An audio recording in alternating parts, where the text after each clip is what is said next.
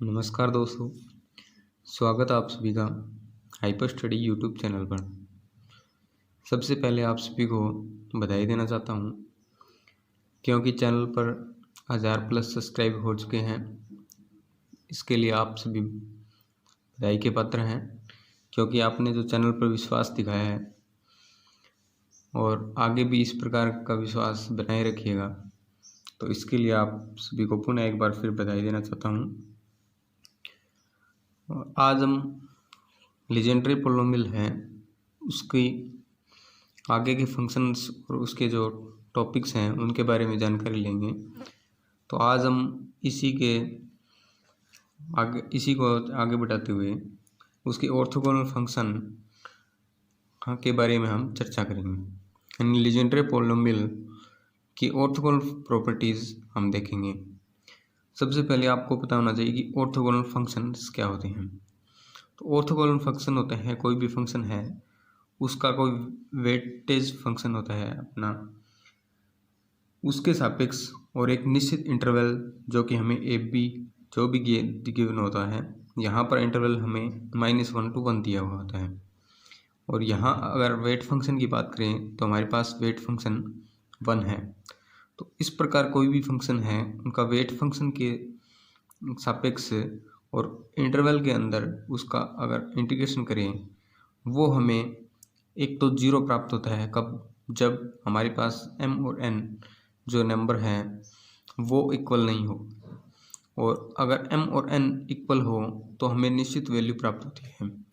यहाँ चूँकि हम लीजेंड्री पोलिनोमियल के बारे में बात कर रहे हैं तो यहाँ हमें वो निश्चित वैल्यू 2/2n+1 प्राप्त होगी। इसी प्रकार हम हर्माइट पोलिनोमियल के बारे में, बेसल पोलिनोमियल जो हमने देखा था उसका ऑर्थोगोनल फंक्शन भी देखा था, तो उसके बारे में भी हम चर्चा कर चुके हैं। तो वहाँ पर ये जो m=n के लिए जो वैल्यू है वो चेंज होती रहती है, लेकिन m=n के लिए वो हमेशा 0 ही आती है। तो यहाँ हम आज लीजेंड्री पोलिनोमियल के बारे में उसकी ऑर्थोगोनल प्रॉपर्टी का अध्ययन करेंगे। तो आइए, इसके लिए हमें लीजेंड्री जो पोलिनोमियल है उसके लिए लीजेंड्री इक्वेशन जो हमने पहली वीडियो के अंदर डिस्कस कर रखी है वो हमें ध्यान होनी चाहिए। तो लीजेंड्री इक्वेशन मैं लिख देता हूँ। Legendary equation is, Legendary equation हमारे पास 1 - x² y dash -2x y dash plus n+1 y = 0 के रूप में होती है। यहाँ पर n हमारे नेचुरल नंबर से बिलोंग करता है। तो अगर हम यहाँ y की जगह अगर लेट करें कि Pn हमारा एक सॉल्यूशन है इस इक्वेशन का, Pn मतलब ऑर्थोगोनल Pn होता है लीजेंड्री पोलिनोमियल, उसको हम Pn और एक बार Pm लेट करेंगे कि वो इस इक्वेशन का सॉल्यूशन होगा। तो इसको इक्वेशन 1 दिया, तो the solution of equation 1 is Pnx, क्योंकि इस इक्वेशन को सॉल्व करने पर हम Pnx प्राप्त करते हैं, और Pnx प्राप्त करते हैं तो यानी Pnx इस इक्वेशन का क्या होगा, एक सॉल्यूशन होगा। तो हम इसको सॉल्यूशन होगा तो ये इक्वेशन को सेटिस्फाई भी करेगा, यानी y हम अगर Pn रख दें तो ये इक्वेशन को सेटिस्फाई करेगा। तो आगे देखिए, अगर हम यहाँ y Pnx रखें तो हमारे पास क्या प्राप्त होगा, 1 - x² Pn double dash -2x Pn dash plus n+1 Pn = 0। ठीक है। इसी प्रकार अगर एक अलग सॉल्यूशन जो Pmx माना है हमने, लेट पी एम एक्स भी इसका सॉल्यूशन होगा। Let P M X is the solution of equation 1। Equation 1 हमने ये लेट कर रखी है। अगर इक्वेशन 1 का पी एन एक्स सोल्यूशन है तो ये पी एन एक्स इसको सेटिस्फाई करेगा, जो कि हमने सेटिस्फाई करवा दिया है। और इसको इक्वेशन नंबर 2 लेट कर लें। और अगर पी एम एक्स भी इसका सॉल्यूशन माने तो यहाँ पर पी एन एम एक्स भी क्या होगा, इससे सेटिस्फाई होगा। तो हम पी एम एक्स इसको सेटिस्फाई करवाएंगे तो हमारे पास क्या प्राप्त होगा, 1 minus x square P double dash M minus 2x P dash M plus यहाँ एम एन की जगह अगर कोई और कांस्टेंट लें तो हमारे पास क्या प्राप्त, एम कांस्टेंट ले लिया हमने, तो यहाँ M plus 1 P M X is equal to 0। ये इक्वेशन नंबर 3 प्राप्त हो गई हमें। अब इक्वेशन 2 और 3 की सहायता से हमें ऑर्थोगोनल प्रॉपर्टी फाइंड आउट करनी है, यानी पी एम और पी एन हमारे पास मल्टीप्लाई में होना चाहिए। तब हम इसको इंटीग्रेट कर देंगे -1 to 1, यानी हमारे पास पी एम और पी एन मल्टीप्लाई में होना चाहिए। तो इक्वेशन 2 और 3 से हम देखते हैं कि अगर यहाँ हम पी एम से मल्टीप्लाई कर दें और यहाँ पी एन से मल्टीप्लाई कर दें तो पी एम और पी एन क्या आ जाएगा, हमारे पास मल्टीप्लाई में आ जाएगा। तो इसी प्रकार नाउ मल्टीप्लाई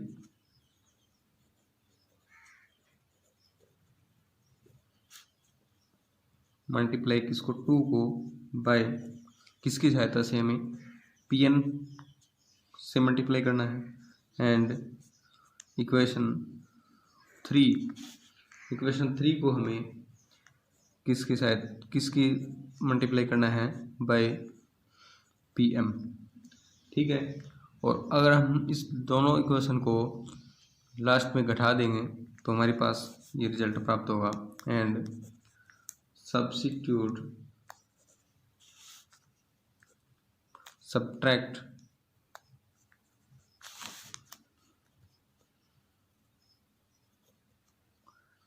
सब्ट्रैक्टिंग अगर हम इन दोनों को सब्ट्रैक्ट कर देंगे, पी एम से मल्टीप्लाई इसको और पी एन को इससे मल्टीप्लाई करके, तो हमारे पास क्या प्राप्त होगा।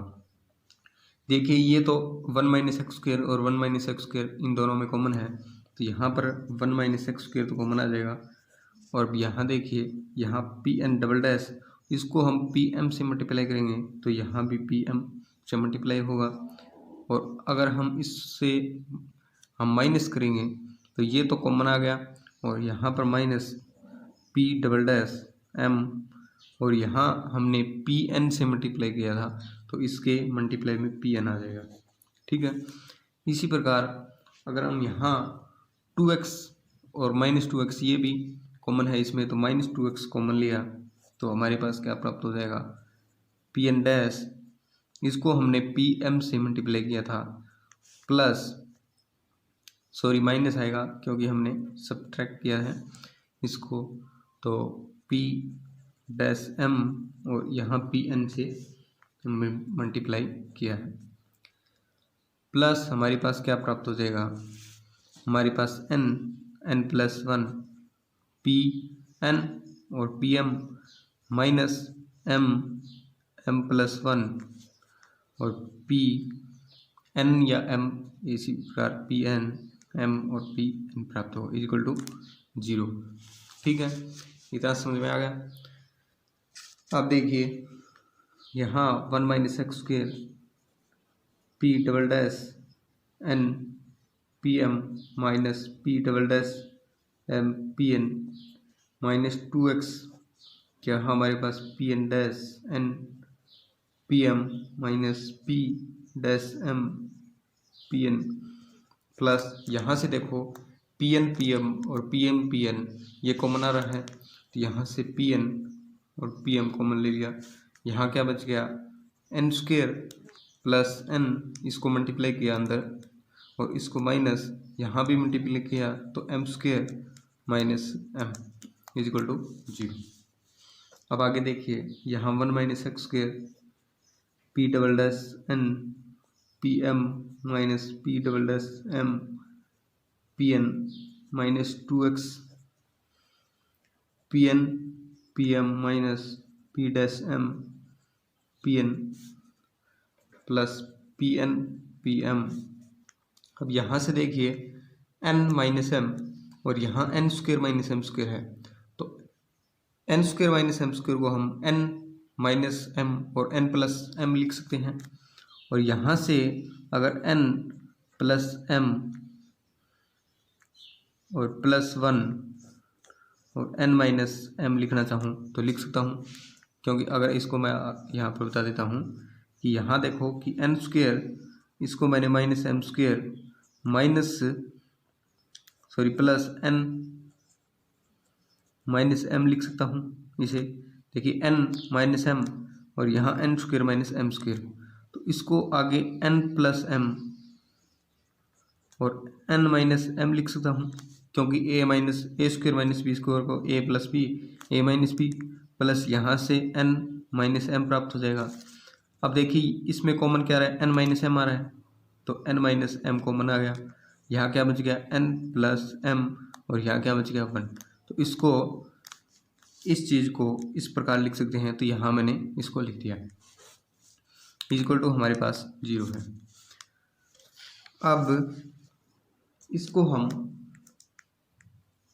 एक साइड लेंगे RHS की तरफ, तो यहाँ देखिए इसको हम 1 minus x square P double dash N P M minus P M double dash P N minus 2x P dash N P M minus P dash M P N equal to हमारे पास m minus N m plus n plus 1 P N प्राप्त हो जाएगा। यहाँ n minus M है, इधर RHS की तरफ जाएगा तो m माइनस एन हो जाएगा। अब देखिए इसको हम इन दोनों को फर्स्ट और सेकंड टर्म को मिला के लिखना चाहें तो हम कैसे लिख सकते हैं इसको, डी बाई डी एक्स। अगर हम इसको डेरिवेटिव के फॉर्म में लिखना चाहें तो इसको हम 1 minus x square P N dash P M minus P dash M P N इस फॉर्म में लिख सकते हैं। देखिए अगर हम डेरिवेटिव करें इसका, तो फर्स्ट को अगर हमने यहाँ छोड़ दिया, सेकंड का डेरिवेटिव यानी P n double dash P m और minus P M double dash P n, फिर इसका पी डैश एन और यहाँ पी डैश एन को छोड़ दिया, तो यहाँ हमारे पास पी डैश एम प्राप्त हो जाएगा। और यहाँ देखिए इसको 1 माइनस एक्स स्क्वेयर को डेरिवेटिव किया तो यहाँ माइनस 2x हो जाएगा, माइनस 2x और ये हमारे पास सेम टू सेम प्राप्त हो जाएगा। ठीक है, और आगे इसको हम m minus n m plus n plus 1 P M P N इस प्रकार लिख सकते हैं।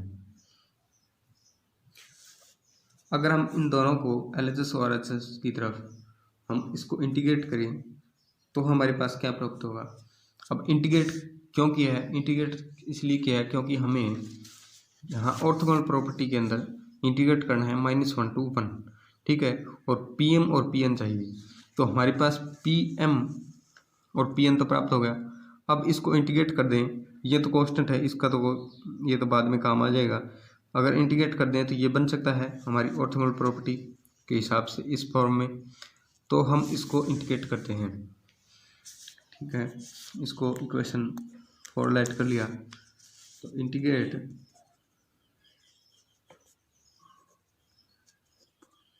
बोथ साइड ऑफ 4 किसके सापेक्ष करना है हमें, x के सापेक्ष with respect to x between the limit of -1 to 1। ठीक है, अगर हम इसको इंटीग्रेट करें तो हमारे पास integration d by d x और ये प्राप्त होगा 1 minus x square P dash N P M minus P dash M P n is equal to, यहाँ भी इंटीग्रेट होगा तो n minus m m plus N plus one integrate -1 to 1, यहाँ भी -1 to 1 और P M P N D x. ठीक है, अब देखिए यहाँ इंटीग्रेट और डेरिवेटिव ये तो कैंसिल हो जाएगा, तो यहाँ सिर्फ लिमिट लगेगी, तो 1 - x² P dash N P M minus P dash M P N, और यहाँ लिमिट लग जाएगी -1 to 1। ठीक है, और यहाँ देखिए N M minus N M plus N plus 1 और यहाँ -1 to 1 P M P N D x.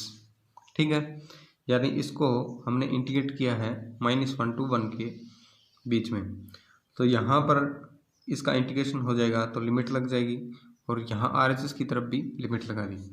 अब देखिए यहाँ डेरिवेटिव और यहाँ इंटीग्रेशन है, तो ये कैंसिल हो जाएगा, सिर्फ हमारे पास क्या लगेगी, लिमिट लगेगी, और 1 - x² इसकी हमने -1 to 1 लिमिट लगा दी। अब यहाँ upper limit minus lower limit करेंगे। अब देखिए upper limit minus lower limit करें तो हमारे पास क्या प्राप्त हो जाएगा,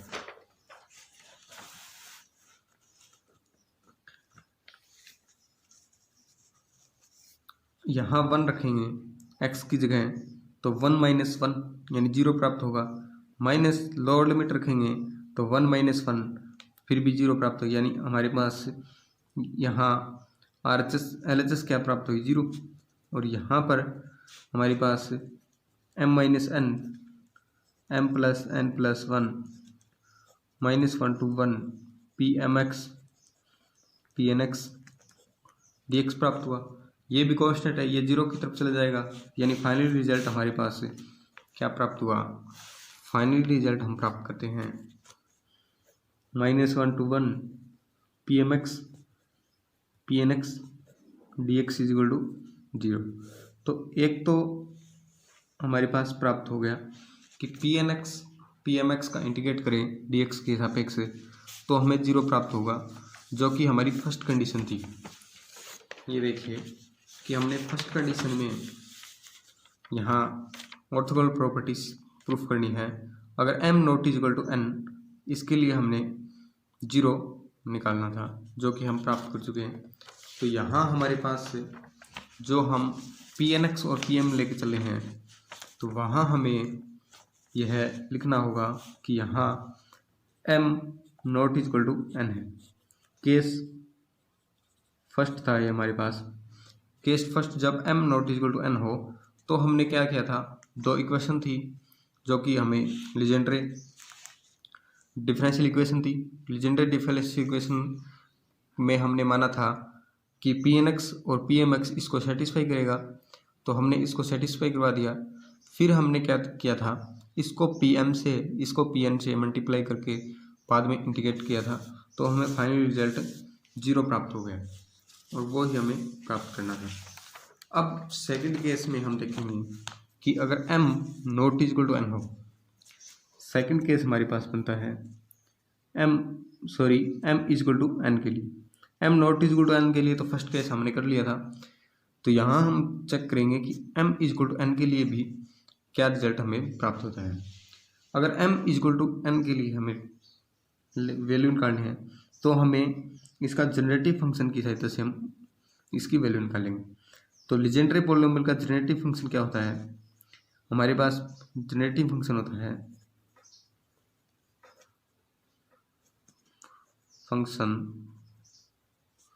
ऑफ लीजेंड्रे पॉलिनोमियल। ठीक है, तो इसका जनरेटिव फंक्शन हम 1 - 2xz प्लस z² की पावर -1/2, ठीक है, इस प्रकार लिखते हैं। और यहाँ हमारे पास RHS में क्या प्राप्त है, summation n is equal to 0 to infinity P N X Z की पावर n। जनरेटिव फंक्शन को इस प्रकार लिखते हैं, जनरेटिव फंक्शन पर मैंने वीडियो अपलोड कर दिया, इसका प्रूफ भी हमने देखा था कि किस प्रकार हम इसको प्रूफ कर सकते हैं। तो आपने वो वीडियो नहीं देखी है तो आप जनरेटिव फंक्शन वाली वीडियो देख सकते हैं, प्ले लिस्ट में जाके आपको मिल जाएगी। तो आज हम इसके जनरेटिव फंक्शन का उपयोग करते हुए m इक्वल टू n के लिए हम इसका जो ऑर्थोगोनल प्रॉपर्टी है वो प्रूफ करेंगे कि हमें क्या रिजल्ट प्राप्त होगा। अब देखिए, इसका दोनों तरफ हमने स्क्वायर किया, ठीक है, तो हमारे पास क्या प्राप्त होगा, squaring both side we have. तो हम प्राप्त करते हैं दोस्तों, एलएचएस में हमारे पास 1 minus 2xz plus Z square की पावर -1/2 और इसका स्क्वेयर, और यहाँ समय n equal to 0 to infinity और pnx डॉट pmx ले लें हम दूसरा कोई, और z की पावर m प्लस n ले लें, और यहाँ m भी हमने 0 टू इन्फिनिटी ले लिया, ठीक है। यानी m और n को 0 टू इन्फिनिटी लिया, तो इसका स्क्वायर करने के बाद ये हम इसको लिख सकते हैं। अगर m इक्वल टू n ले तो भी हम इसको z की पावर 2n pn का square n equal to 0 to infinity वो भी लिख सकते हैं हम, लेकिन एक बार हमने m अलग जो कांस्टेंट है हमारे पास वो ले लिया, m equal to 0 to infinity जा रहा है, तो pm और pn डॉट हो जाएगा और z की पावर m प्लस n हो जाएगी। तो हम इसको LHS में रखते हैं, साइड चेंज करते हैं इसकी, तो हमें क्या प्राप्त हो जाएगा, summation m equal to 0 to infinity summation n equal to 0 to infinity pnx dot pmx और z की पावर m प्लस n, और यहाँ हमें 1 minus 2xz plus Z square की पावर -1 प्राप्त हो जाएगी, ठीक है।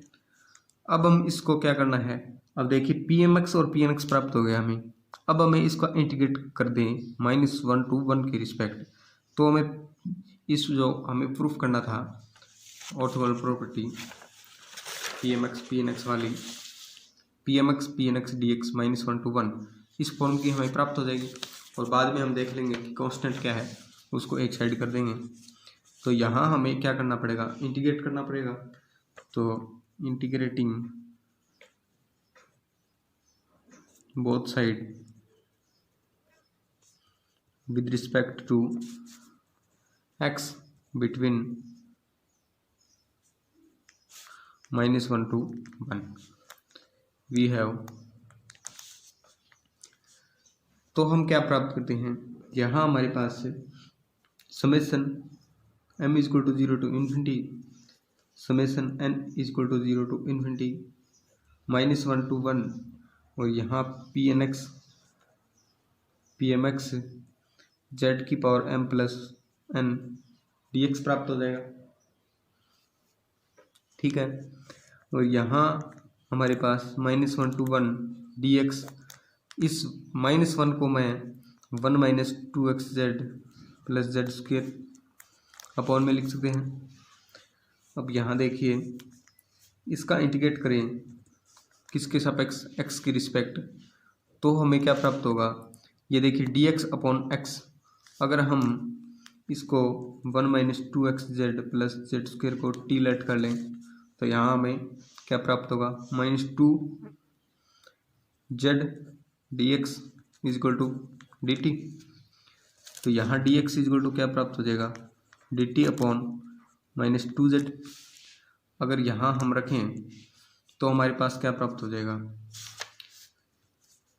-1 टू 1 यहाँ dt अपॉन -1 अपॉन 2z, ये जो constant dt upon 2z constant है z, क्योंकि हम x के रिस्पेक्ट इसका इंटीग्रेट कर रहे हैं, तो ये हमें t प्राप्त हो जाएगा। तो LHS हमारे पास क्या है, summation m equal to 0 to infinity summation n equal to 0 to infinity -1 to 1 pnx pmx dx, और इसके मल्टीप्लाई में हमारे पास z की पावर m प्लस n है, ठीक है। और ये हमें LHS प्राप्त होगी। -1 अपॉन 2z, यहाँ dt अपॉन टी यानी log t, और -1 to 1, यहाँ -1 अपॉन 2z।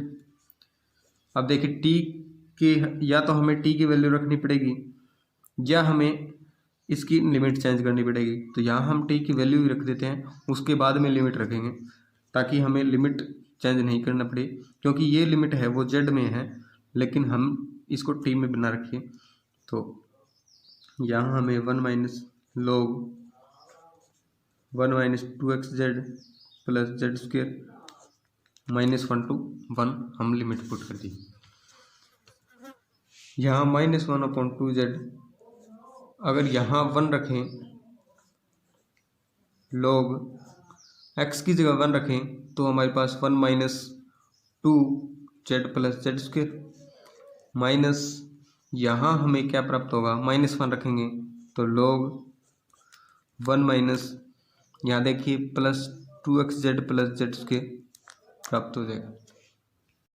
आगे देखिए यहाँ log 1 - 2x plus z square, तो इसको हम 1 - z का होल स्क्वेयर और इसको 1 + z का होल स्क्वेयर लिख सकते हैं। तो LHS हमारी पास चल रही थी समेसन m = 0 to ∞ और n = 0 to ∞, -1 to 1 pnx और dx, और यहाँ z की पावर m + n, ठीक है। और RHS हम प्राप्त करते हैं -1 अपॉन 2z, यहाँ हमारे पास log 1 - z की स्क्वेयर माइनस यहाँ log 1 + z की स्क्वेयर, ठीक है। अब log का नियम होता है कि log m की पावर n हो तो n हमारे पास आगे आ जाती है। तो हम 2 को हम क्या लिख सकते हैं, 1 - 2z, इसको 2 log 1 - z, इसको 2 log 1 + z, इस प्रकार लिख सकते हैं। यहाँ 2 कॉमन आ गया तो 2 से 2 कैंसिल हो जाएगा यानी 1 अपॉन z, यहाँ पर log 1 - z माइनस यहाँ पर log 1 + z, ये प्राप्त हो जाएगा। अब log की अगर एक्सपेंशन खोलें तो log एक्सपेंशन हमारे पास क्या होती है, देखिए हम log 1 + x को किस पर लगते हैं, x - x²/2 plus x³/3 minus x4/4 dash dash, इस प्रकार चलती जाती है। और log 1 - x हमारे पास क्या प्राप्त हो जाएगी, -x -x²/2 minus x³/3 minus x4/4 dash dash, इस प्रकार। तो इसका उपयोग करते हुए यहाँ अगर एक्सपेंशन खोल लें तो हमारे पास क्या प्राप्त हो जाएगा, तो हम LHS हमारे पास क्या चल रही थी, summation m = 0 to ∞, summation n = 0 to ∞, -1 to 1 pnx dx और z की पावर m + n, ठीक है। यहाँ 1 अपॉन z, अब log एक्सपेंशन खोलें तो यहाँ देखिए log 1 - z, log 1 - z क्या होती है, -x -x², इस प्रकार। तो इसको मैं -z²/2 -z³/3 डैश डैश, इस प्रकार लिख सकता हूँ। फिर माइनस यहाँ log 1 + z को इस फॉर्म में लिखें तो यहाँ हमारे पास z -z²/2 plus z³/3 dash dash, इस प्रकार प्राप्त होगा। अब देखिए यहाँ -z और यहाँ भी -z, यानी यहाँ -1 अपॉन z, इसको -2z, ये माइनस माइनस प्लस z² और ये -z², यानी z² की टर्म कैंसिल हो जाएगी। इसी प्रकार z4 की टर्म कैंसिल हो जाएगी, हमारे पास क्या बचेगी, z की टर्म बचेगी, z³ की बचेगी, z5 की बचेगी, इस प्रकार चलती जाएगी। तो यहाँ 2 z³/3 डैश डैश डैश, इस प्रकार चलता जाएगा। तो यहाँ से 2 कॉमन आ गया और z कॉमन ले लें माइनस का, तो हमारे पास फाइनली -2z/z और यहाँ पर 1 प्लस z² 3 और प्लस यहाँ आगे 5 होगा तो हमारे पास z कॉमन आ गया, यानी z⁴ अपॉन यहाँ 5 प्लस डैश डैश, इस प्रकार चलता रहेगा। ठीक है। तो यहाँ हम देखिए माइनस और माइनस ये प्लस हो जाएगा, जेड से जेड कैंसिल, ठीक है। और फाइनली हम क्या रिजल्ट प्राप्त करते हैं, इसको जेड को अंदर ही रहने दें तो 2/z, इसको z प्लस z³/3 z5/5 जैसे इस प्रकार चलते रहा। यानी इस z को मैंने बाहर ना निकाल के अंदर ही रख दिया, तो यहाँ z3 z5/5 बन गया। और यहाँ देखिए माइनस और माइनस प्लस और 2 कॉमन लिया तो 2/z प्राप्त हो गया। और LHS हमारी सेम टू सेम चल रही है। तो अगर हम यहाँ यूनिवर्सल के रूप में लिखना चाहें यानी nवीं टर्म लिखना चाहें तो हम क्या प्राप्त करते हैं, 2/z। अगर यहाँ nवीं टर्म लिखें तो z की पावर 2n+1 लिखनी पड़ेगी, क्योंकि n की जगह अगर 0 हो तो z की पावर 1, n की जगह 1 हो तो 3, n की जगह 2 हो तो 5, इस प्रकार। और यहाँ हमारे पास 2n+1 लिखना पड़ेगा, क्योंकि जो पावर है वही हमारे पास क्या आ रही है, नीचे हर में आ रही है। तो यहाँ अगर nवीं टर्म लिखना चाहें तो ये प्राप्त होगी। और यहाँ हमारे पास क्या चल रहा है, summation m = 0 to ∞, summation n = 0 to ∞, -1 to 1 pnx और z की पावर m+n और dx, ठीक है। अगर यहाँ हम दोनों साइड अगर z की पावर 2m की तुलना करें, comparing both side the coefficient of